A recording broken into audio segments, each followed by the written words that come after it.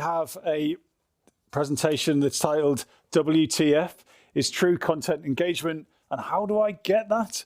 This is from Dino, who is Director of Community and Events at Falcon.io. Over to Dino. Hi there. Good morning, good afternoon, good evening, as I always say. Welcome to not WTF, but like what the fuck, and it just feels so therapeutic to say that, is true content engagement, and how do I get that? It is my true pleasure to be here. The name's Dino with Falcon, a social media management platform. I am based in New York. Our company's headquartered in Copenhagen. And the question I've been asking myself lately a lot is, what is social media engagement? The textbooks say it's the measurement of comments, likes, and shares, but the true question, and the reason why we're all here today, is on your screens right now. Many brands want more engagement around their social posts, but don't know how to go from the good to great, or are just stuck in those same old strategies or algorithm woes. So the social media engagement can be improved upon, and there's literally no maximum engagement level that one can reach. And before we proceed, I want to understand the components of an engaging post, because every network is, of course, a little different based on what they favor over another in terms of engagement. But there are similarities, like 68% containing images, 50% video, 30% text-based, and then tied at 26% stories and polls. So there are a variety of ways you can create intrigue and interaction for your social media posts, and I want to cover some of them here today. One of the fastest ways to get engagement with your account is to host a giveaway, because people love free stuff. Guilty? These giveaways can take place on Twitter or Instagram, or even cross-platform. And some Instagram giveaways also ask for comments or follows for that increased engagement. So another tried and true strategy for engagement and sales is partnering up with like-minded brands, because everybody also loves a good collaboration. This is what Tom's did when they worked with Marvel to create comic-inspired shoes. You know, both are already well-known brands, so the partnership was more about creating something unique for people to desire. FOMO definitely was, a role playing here. And if you're a fan of Marvel and you were already thinking of buying some new shoes, then these are the perfect pair for you, and that's what the two brands are actually banking on. Humor, it really goes a long way on social, especially if it's the type your audience enjoys and engages with, because 3 in 4 consumers want humor from brands, but only a third want that humor to be snarky. So when COVID hit, museums, for example, were forced to close to visitors. A lot of them turned to more creative ways of sharing their collections and engaging their audiences. The Getty, for instance, in Los Angeles, made a Twitter challenge: recreate a work of art using only the household objects around you. So it paid off. Take a look at the results I just highlighted, because this is a great example of being flexible and meeting people where they are, in this case, at home.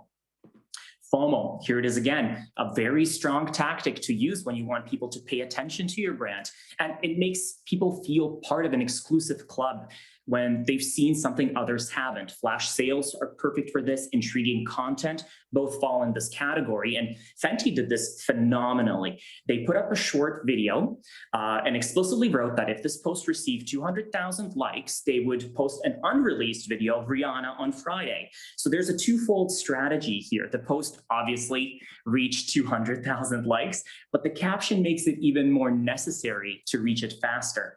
And the second part is that people will come back on Friday to view the video, making that post a potentially high engagement one.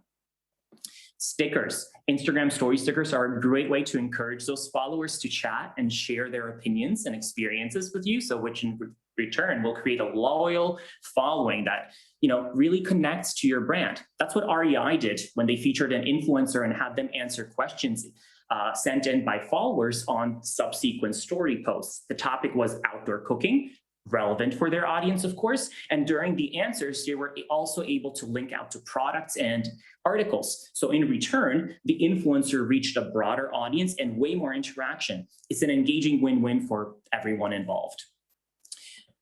Holidays. Star Wars on May 4th is really one of those holidays for every brand. Even if you aren't a fan of the franchise, it's impossible to miss the wide range of posts churned out by companies. The important part of recognizing these kinds of holidays is to make it relevant to your brand. So don't post about Ice Cream Day if you can't figure out how your brand fits into it. That's what National Geographic did here. They're not obviously associated with Star Wars. However, the account used storytelling in their caption to tie it in really nicely in the current pandemic time and Star Wars, and it worked out. Saveable content, one of the best ways to improve your engagement for this year is to really animate the audience to hit that save button, because the saveable content is anything you know your audience will want to revisit at a later time because it's important or something they find value in. Infographics, funny memes, or quotes, all of this could resonate.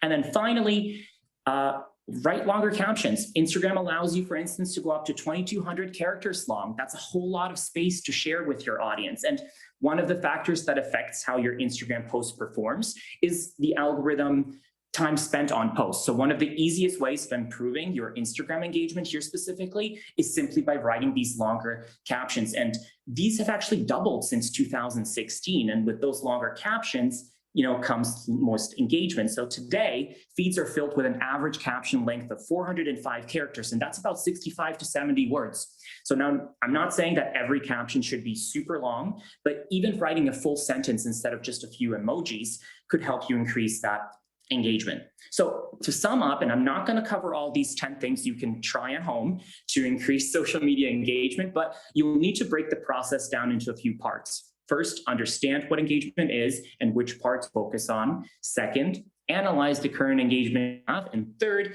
figure out which long-term and short-term strategies you want to use, like the ones we just covered, to increase engagement. So if you'd like to continue the convo during Mad, after Mad, hop on over to our house. Our Facebook group is more than welcoming you. Let's grow with social together. Any questions? Yes, I have a question, and thank you so much for a brilliant and energetic presentation. So some lovely examples there of ways of boosting engagement. But you're talking about stickers, you're talking about humor used in a non-snarky way, you're talking about collabs. This is all great for kind of cool, funky, young millennial brands. But what if I'm like, I don't know, like a really straightforward, boring ass brand that doesn't really have anything to say, and I've just got to try and come up with something crazy, and doing a collab with, like, I don't know, Darth Vader trainers just is never going to happen. How do those less millennial brands make this work for them? I get that question so often, and what I first always want to animate people to do is turn it around. Ask your audience, what is it that you want to see? Don't be afraid. Don't think that everything has to happen on a whiteboard session in closed meeting rooms, pre-pandemic or post-pandemic, let's say. But there is room for the unsexy brands. No disrespect intended, of course.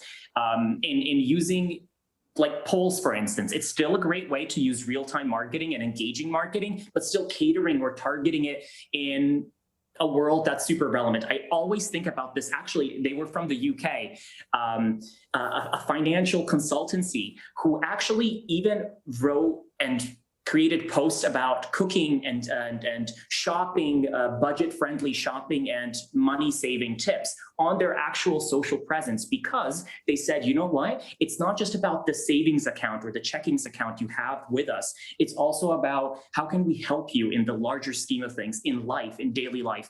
And you could totally do that through some hacks, little tips, and use some of these features. So that's traditional. That is a lovely tip, and one to keep in mind for the less sexy brands, as you say. Thank you so much.